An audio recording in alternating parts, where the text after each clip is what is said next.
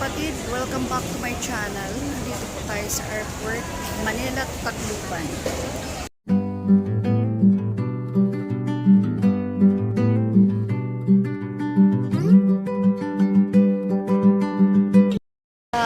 May guard, doon po papasok.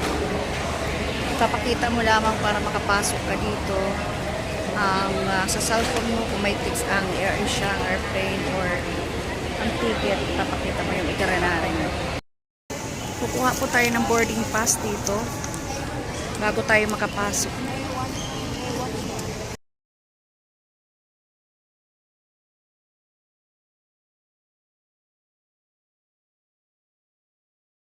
May mapapansin po kayo diyan po sa kinukuhaan ng boarding pass, may mga number po diyan. Tapos pagkikita niyo po ang number 38, dyan po ako pipili dahil yan po ay hand carry. Meron baggage area, yung lalagyan mo ng yung mga bagahe para makapasok na po siya, maka-check-in na po ang yung mga bagahe. Pili ka na lamang po dyan at pakibasahin mabuti, patulong po tayo, huwag mahihiyang magtanong para hindi po tayo mawala. 3 hours before po ng yung flight, ay kailangan nyo munang pumunta ng airport. Dahil po sa dami ng dadaanan nyo po katulad dito, bago ka makapasok sa boarding gate, kukuha ka muna ng boarding pass. At ang pila ng boarding pass, ang pagkuha niya ay napakaraming tao. At papasok ka sa boarding gate, napakarami ring tao. Kaya kailangan maaga kang darating. Kung nag-exist po ang iyong baggage, ay bibigyan ka po ng resibo, pababayarin ka doon. Katulad sa akin, 1,090 pesos ang aking binayaran sa aking hand carry. Nag-exist po ako ng 3 kilos. Kasi ang allowed po ay 7 kilos lamang.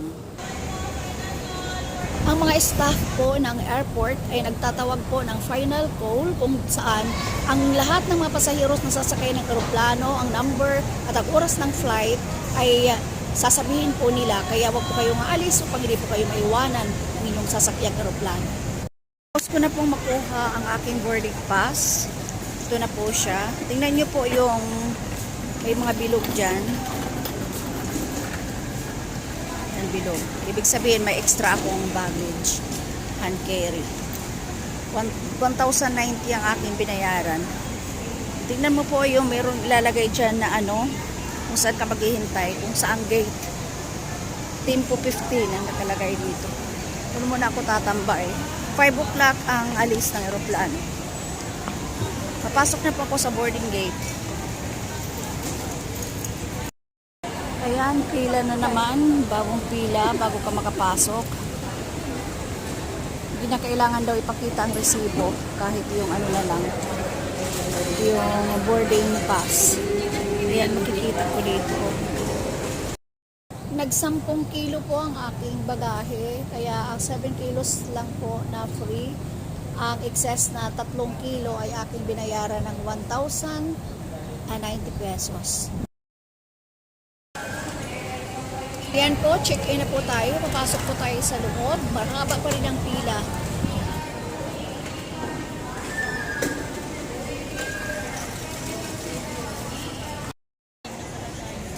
Sa area na ito, makikita dito kung anong plane na sasakyan nyo, kung anong time ng flight.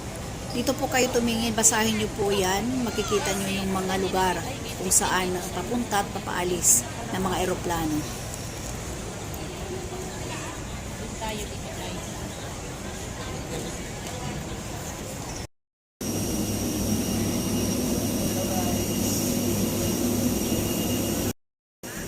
Ang flight ko po ay 5:45 pero alas 5 pa lang, tinawag na, nag-final call na. Ito, napapasok na kami sa loob ng eroplano.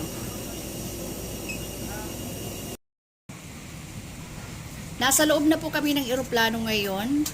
Pakinggan po natin ang ibang mga reminder ng mga staff, mga crew ng eroplano.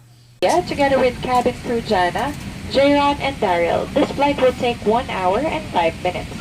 At the exit, this would slow down the evacuation flow. Your light vest has a null tube for further inflation. The light comes on upon contact with water, and here's a whistle to attract attention. Evacuation slides are located at all exits. Please note where the emergency exits on the aircraft are located. They're being pointed out to you now, bearing in mind that the nearest exit may be behind you.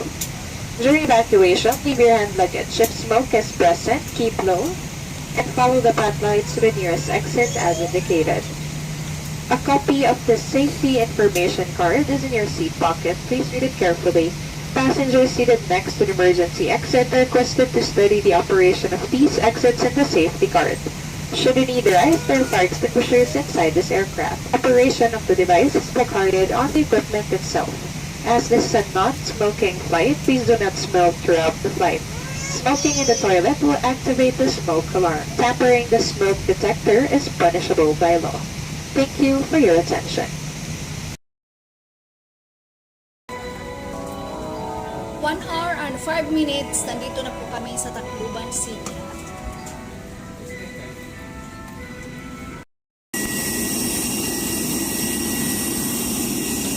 Kaya nakababa na po kami ng eroplano at napunta na po kami ngayon sa arrival area.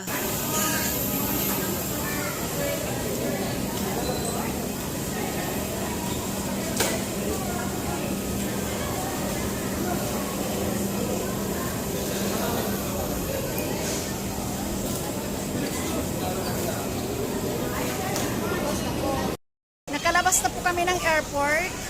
Ayan ang aking mga kasama. Ngayon hinihintay ko na lang po ang aking kasama nasa ibang eroplano. Hinihintay po namin ang van. Salamat sa pagsama nyo sa amin. God bless po sa inyo lahat.